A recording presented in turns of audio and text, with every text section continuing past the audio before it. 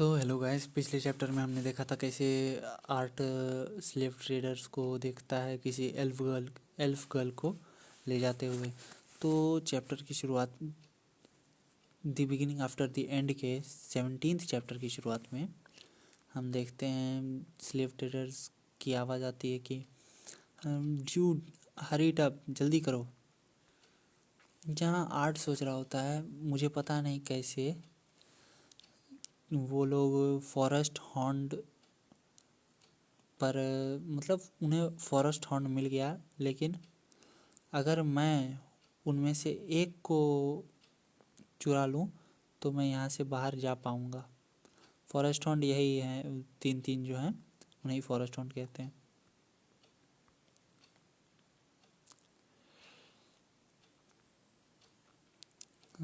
और as for those slave traders, उन्हें तो मैं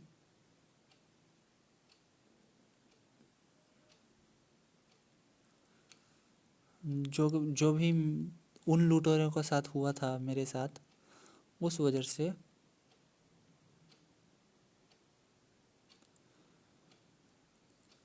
से अब मुझे लगता है कि मैं थोड़ा तो शांत हो पाऊँगा। इन्हें मतलब मारने का प्लान कर रहा है और पेड़ से कूदते हुए जा रहा होता है।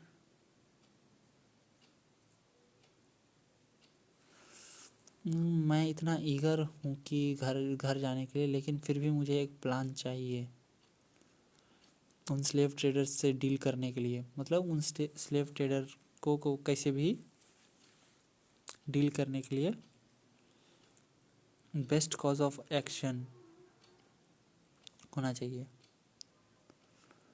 जिसके बाद वो स्लेव ट्रेडर्स जा रहा होता है, आर्ट जो है पेड़ पेड़ पेड़ चल रहा होता है, लेकिन मैं इमीडिएटली स्ट्राइक नहीं करूँगा।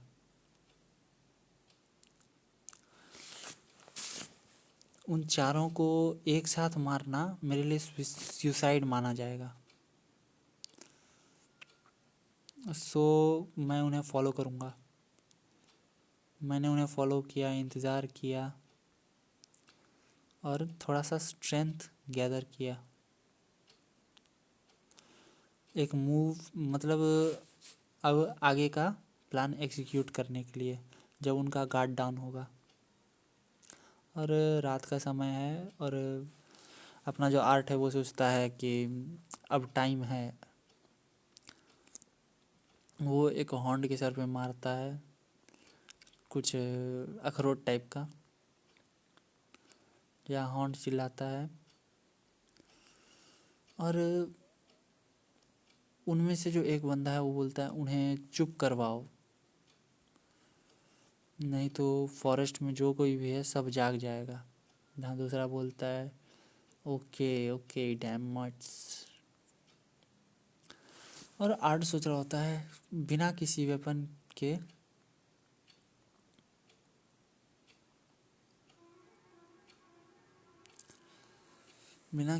के मैं फोर्स अपने प्रीवियस लाइफ में एक टेक्निक यूज़ किया करता था।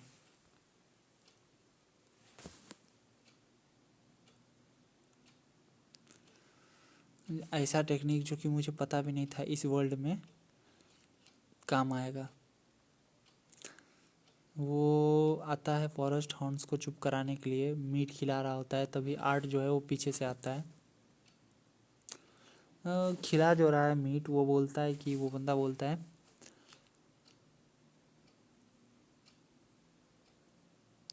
तुम्हें चुपचाप इसे चबाना चाहिए और शांत रहना चाहिए। जहाँ आर्ट पीछे से आता है और जब तक वो आर्ट की तरफ मुड़ता तब तक में आर्ट जो है उसे स्लैश कर देता है उसकी गर्दन पे और वो ख़त्म हो गया। बाप रे, आर्ट राक्षस बन चुका है, छोटा मॉन्स्टर। एडम कहता था ना छोटा मॉन्स्टर, वही है। और आर्ट उसका चाकू ले लेता है और बोलता है थैंक्स फॉर द वेपन। जिसके बाद वो आगे बढ़ता है, आर्ट आगे बढ़ता है और जो लोग सो रहे होते हैं उसे मार देता है। जहाँ जो बंदा बोला होता है उसको कि हॉर्न्स को चुप कराने, वो बोल रहा होता है अभी तो हॉर्न्स चुप हो गए होंगे, उसे तो वापस आ जाना चाहिए, ये तो लंबा समय हो गया।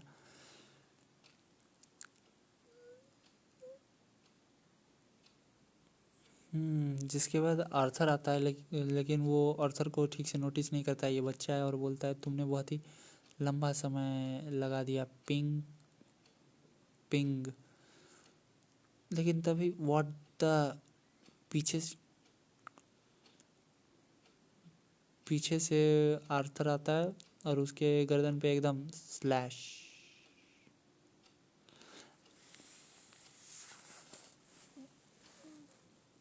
और आर्थर सोच रहा होता है लड़ना बहुत ही ज़्यादा हार्ड और थका देने वाला है इस बॉडी के लिए, और मुझे ये जल्दी ही ख़त्म करना होगा बस, और 2 ही बच्चे हैं।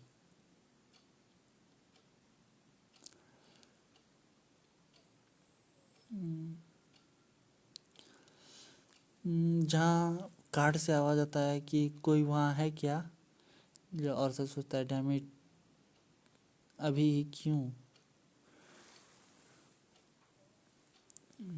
तभी एक 2 बंदे निकलते हैं कार्ड से, एक बोलता है कि डैम इट तुम बहुत ही ज़्यादा आवाज़ कर रहे हो, यू पिंकी एंड यू।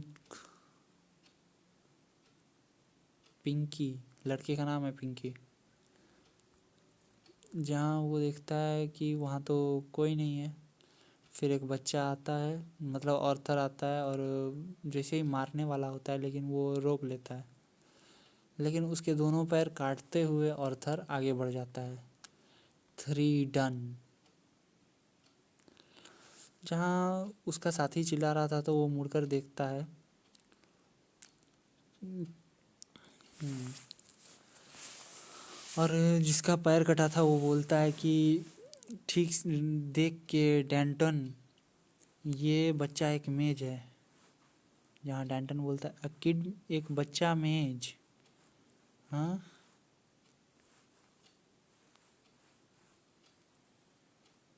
तो इसे मारने का कोई भी फ़ायदा नहीं होगा, ये तो हमारा सुनहरा अंडा है,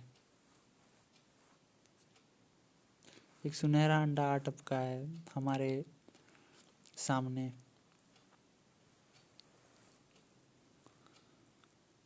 तो क्या अब हम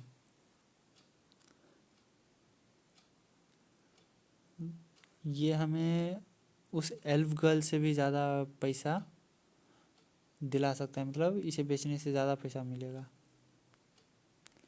जिसके बाद बोलता है मरना मत बच्चे, वो पीछे से आ जाता है, आगे था लेकिन पीछे से आ जाता है घूम के। वो स्मैश स्मैश कर देता है ज़मीन पे, लेकिन आर्ट बच जाता है।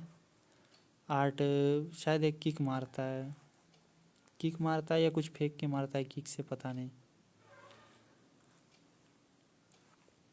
वो सोचता है the hack, what the hack. वो चाकू फेंक के मारता है लेकिन वो उसका चाकू पकड़ लेता है। जिसके बाद बोलता है आर्थर डैम यू।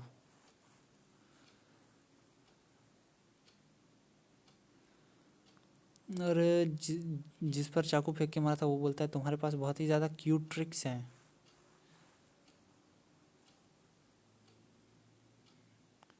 जिसके बाद वो चाकू फेंक ही रहा होता है वापस आर्ट के तरफ। ये तुम्हारा, लो चाकू, रख लो, पकड़ो इसे। यहाँ आर्ट सोचता है फास्ट है ये, आर्ट के एकदम सामने आ गया है। जहाँ वो उसे लात मारता है छाती पे और बोलता है ओ नाइस रिएक्शन किड। जिसके बाद आर्ट पीछे जाकर घूमता है, पीछे जाकर गिरता है, और ये जो स्लेव ट्रेडर होता है वो बोल रहा होता है आ जाओ मेरे बैग ऑफ गोल्ड। आर्ट का पैर पकड़कर उठा लेता है उल्टा, और बोलता है जस्ट गिव अप, तुम और ज़्यादा नहीं टिक पाओगे इस छोटे से बॉडी से।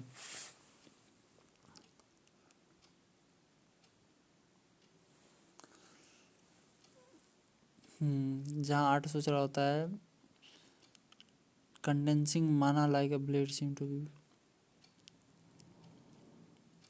हाँ, आर्ट सोच रहा होता है कि जैसे कि विंड मैजिक होता है इस वर्ल्ड में, वैसे ही माना को कंडेंस करना ब्लेड में सिमिलर है, मतलब एक जैसा है। और अगर यही केस है तो फायर मैजिक भी होना चाहिए कंडेंस।